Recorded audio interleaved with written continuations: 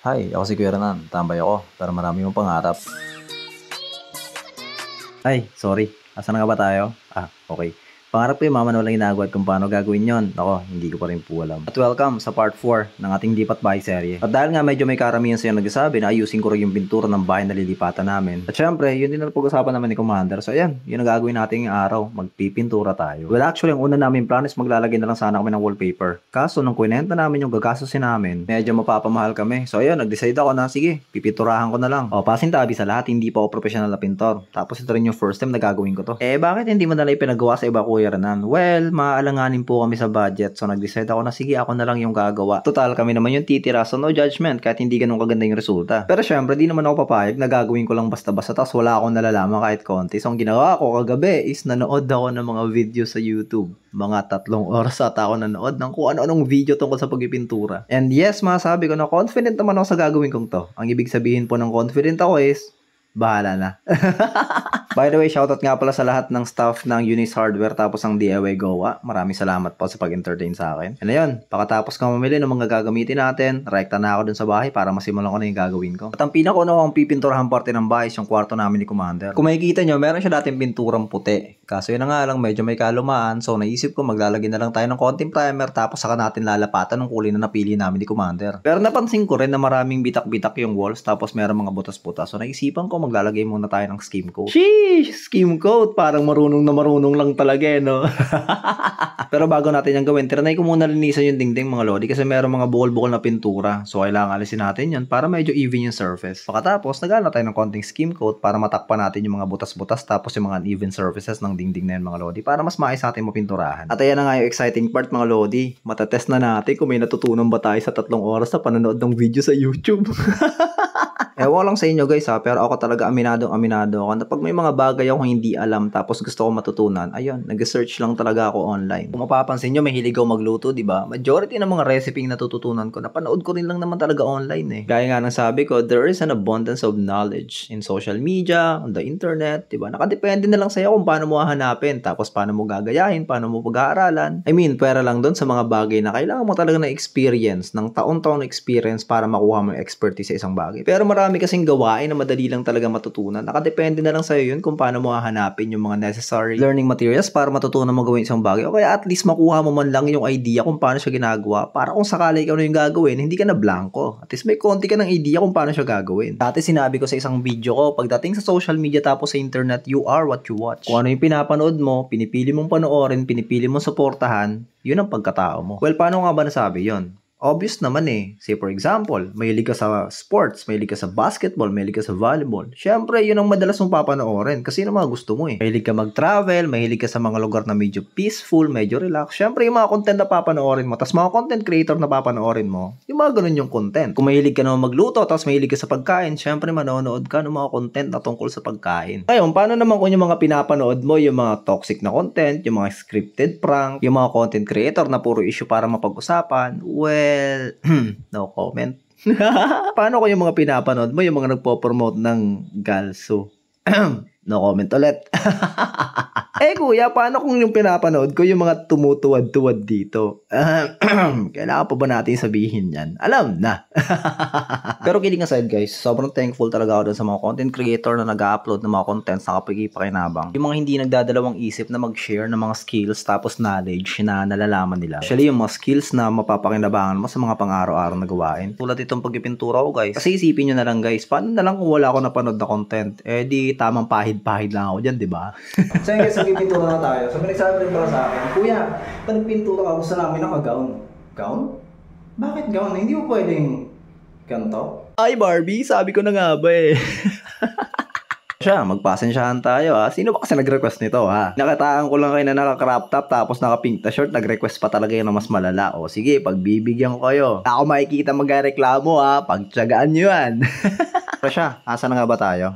Okay. Thankful ako dun sa mga nag-share ng knowledge. Kasi guys, aminin mo natin na hindi lahat ng tao kayang gawin yan. Hindi lahat ng tao willing na magturo ng isang bagay na hindi mo nalalaman. Hindi lahat ng tao maiintindihan kung bakit hindi mo alam isang bagay. Napakaswerte mo na pag may nagturo sa'yo gawin yung isang bagay na hindi mo alam. Kasi, aminin man natin yung hindi, majority hindi yung gagawin. Tulad itong komentong to, aminado naman ako na first time kong gumamit ng drill. At meron nata siyang mali na nakita sa ginawa ko kasi naka-gloves ako habang nagdidrill eh. Pero ang sister rito, pinoint out niya lang yung mali nakita niya. Hindi siya nagsabi ng kahit ano sa akin kung bakit hindi ako pwede mag-gloves, so dapat hindi ba nag-gloves pag magdidrill. Walang ganon mga lodi cakes. Basta sinabi niya lang, ignorante ako at first time ko mag-drill. Feeling ko nasabi niya yung nasabi niya kasi marunong siya. Pero wala siyang sinabi na kahit anumang tips or tricks o kahit ano pa man na suggestions para mas magawa ko na maayos yung ginagawa ko. Kaya matuto ako next time. Taminin man natin o hindi, marami tayong makakasalmuhang gantong klase mga tao. Especially sa mga trabaho natin. Mga pagkakataon na pag nagtanong ka about sa isang bagay na hindi mo alam at gusto mong matutunan, minsan masasabihan ka pang bonak. Hindi ka na nga tuturuan, pagtatawanan ka pa, insultuhin ka pa. At nakakalungkot na part, nagagawa nila yon kahit alam naman nating lahat na nagsimula rin sila sa hindi marunong, di ba? Wala namang taong pinanganak na marunong sa lahat ng bagay. Lahat tayo nagsimula na walang alam. Kaso sadyang may mga tao talaga na medyo madamot sa mga skills tapos knowledge na alam nila kung bakit hindi natin alam. Wala tayong magagawa doon.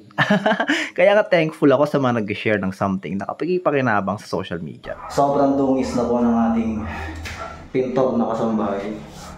Yamet eh! Joke lang. Sir, nakakapagod pa rin yung ganito pero so far nakakatuwa kasi well, I get to do what I wanna do. You know, parang nakaka-enjoy pa rin yung DIY guys. Pwede ko naman sanang ibayad to, pero syempre gusto ko rin ma-experience kung paano ito ginagawa. And so far, natutuwa naman ako sa results kahit pa. Although hindi po ako professional, wala akong paalam-alam sa ganito. Nanood lang ako ng mga videos sa YT. So, nasa 3 hours ako nanood kagabi ng mga video kung paano ito ginagawa. And so far, feeling ko may natutunan naman ako. And hopefully, this turns out good. Pag hindi, okay na, pagtaga na lang natin.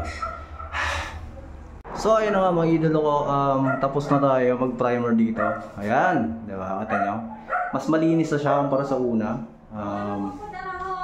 Although hirap na hirap akong gawin to. Sheesh! Ayun na, diba? Pwede na ako maghanap buhay.